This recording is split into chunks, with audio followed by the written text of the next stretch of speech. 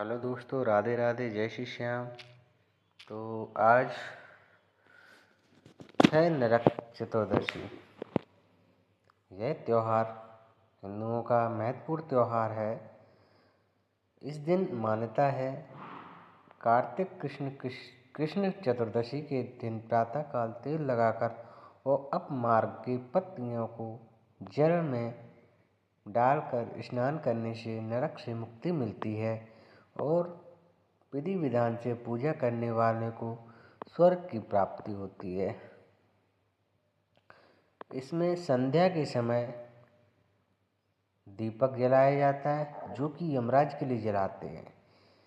दीपावली को एक दिन का पर्व कहना उचित नहीं है, इसलिए इस पर्व का महत्व कुछ खास है। यह हिंदुओं का प्रमुख त्यौहार है। यह 5 पर्वों की श्रृंखला के मध्य रहने वाला एक त्यौहार है, जिसे हम नरक चतुर्दशी के नाम से जानते हैं या नरक चौदस के नाम से भी जानते हैं।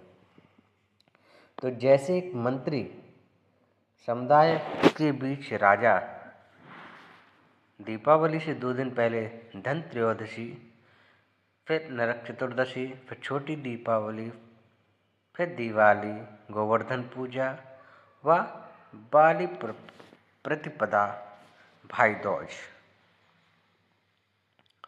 तो जैसा कि आपने जाना नरक चतुर्दशी क्या है, तो नरक चतुर्दशी को छोटी दीपावली कहते हैं।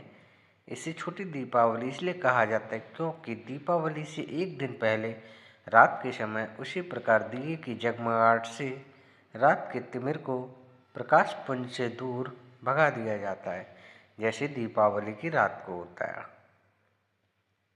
इस रात दिए जलाने की प्रथा के संदर्भ में कई पौराणिक कथाएं और लोक मान्यताएं भी हैं।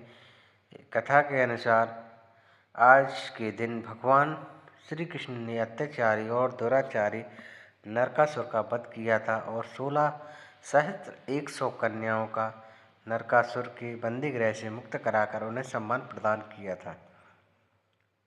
इस उपलक्ष्य में दियों की बारात सजाई गई थी।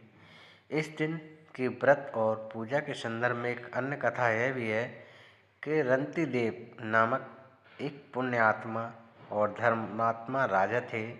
उन्होंने अनजाने में भी कोई पाप नहीं किया था, पर जब मृत्यु का समय आया तो उनके सामने यमदूत आके खड़े हो गए। यमदूत को सामने देखकर राजा अचंभित होकर बोले, मैंने तो कोई पाप नहीं किया है, फिर आप लोग मुझे क्यों लेने आए हो? क्योंकि आपके यहाँ आने का अर्थ क्या है कि मुझे नरक जाना होगा? आप मुझ पर कृपा करें और बताएं मेरे किस अपराध के कारण मुझे नरक में जाना पड़ रहा है।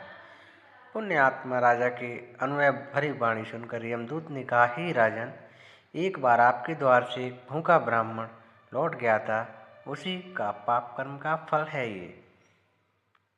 दूतों के इस प्रकार कहने पर राजा ने यमदूतों से कहा, मैं आपसे विनती करता हूँ, मुझे 1 वर्ष का समय और दे दो। यमदूतों ने राजा को 1 वर्ष का समय भी दे दिया।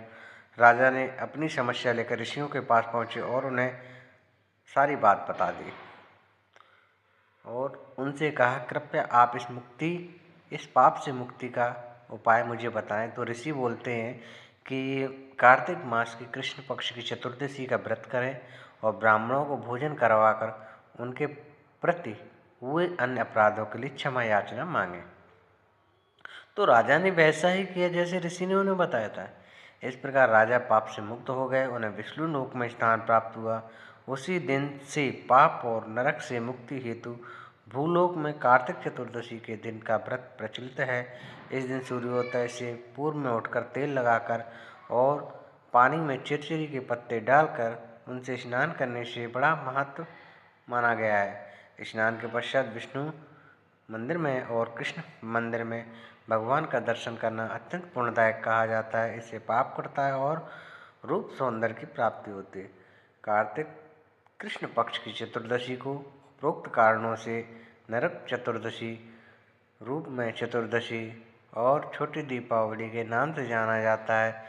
इसके बाद दिवाली आती है, गोवर्धन पूजा आती है और भाई दूज आती है। तो ये थी कि नरक चतुर्दशी जो आप लोगों ने सुनी कि क्यों मनाई जाती है, इसकी कथा आपने श्रवण की। तो आप लोगों को हमारी कहानी कैसी लगी? आप लोगों को हमारी कहानी अच्छी लगी हो तो आप लोग अपनी राय दें, और हमारे चैनल पर नए आ रहे हैं तो हमारे चैनल को सब्सक्राइब करें। जय श्री राम।